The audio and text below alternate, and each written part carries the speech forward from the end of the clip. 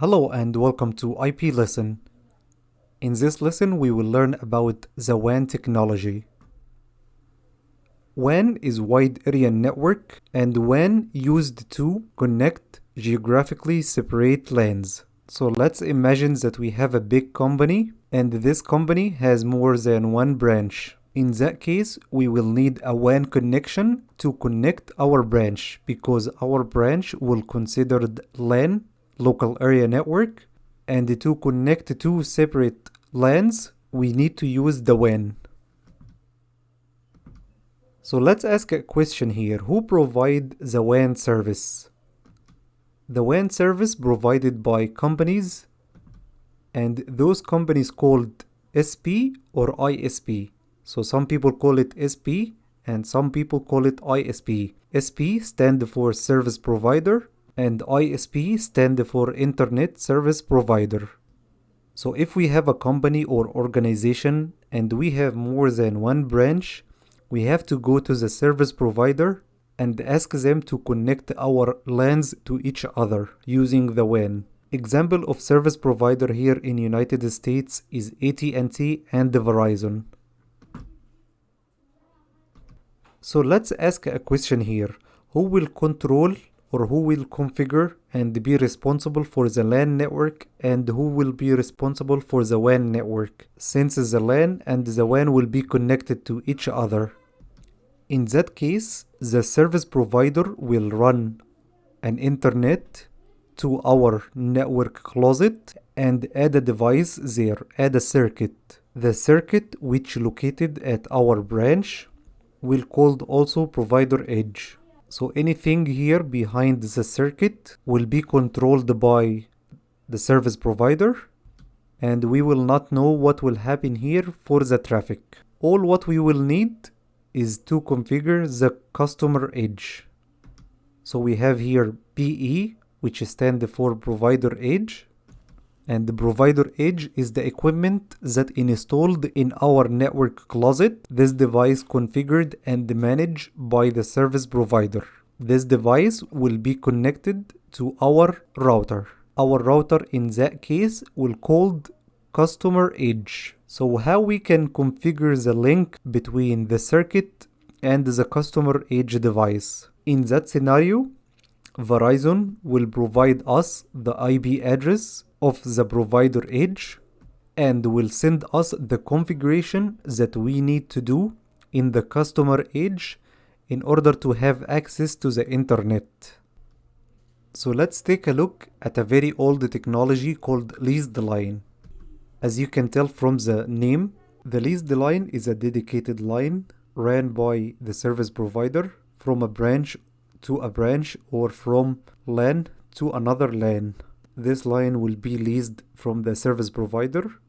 The leased line uses a protocol called HDLC, High Level Data Link Control Protocol. The bandwidth is fixed at the leased line. The price also is fixed based on the usage. Leased line provide layer 1 service. And for leased line, the most popular protocols that used on data link layer is HDLC and BBB.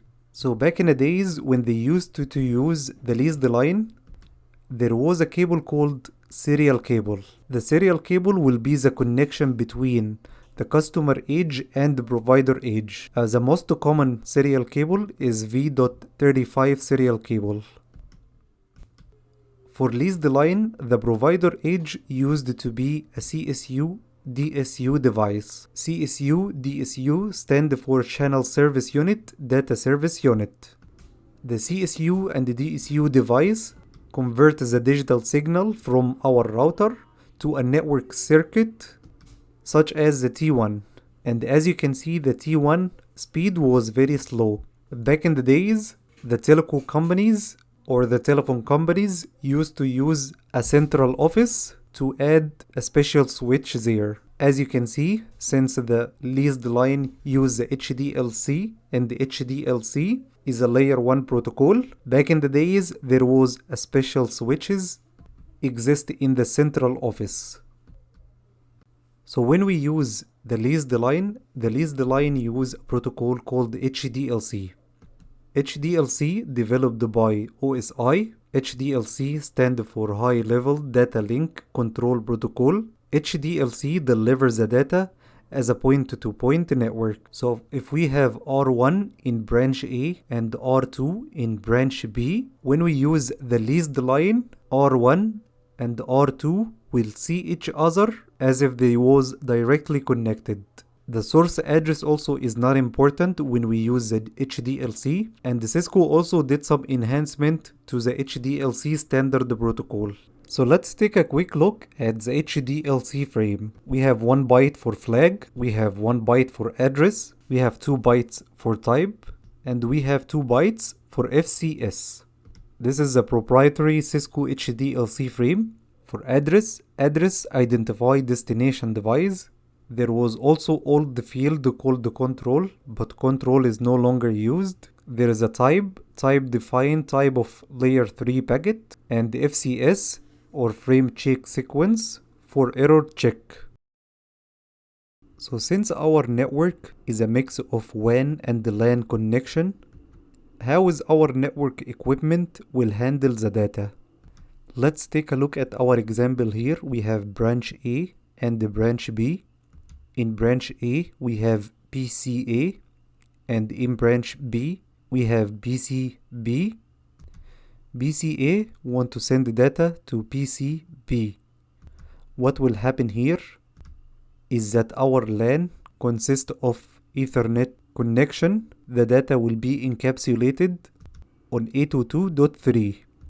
As soon as the data will arrive to the customer edge is connected to the provider edge through the serial link. So the customer edge will know that this data should be forwarded as a HDLC frame. So what will happen on the customer edge? The customer edge will open the data and then rewrite it and encapsulate it on HDLC. As soon as the data will arrive to branch B, customer edge, the customer edge will open the data, rewrite it, and encapsulate it on 802.3. which is the Ethernet.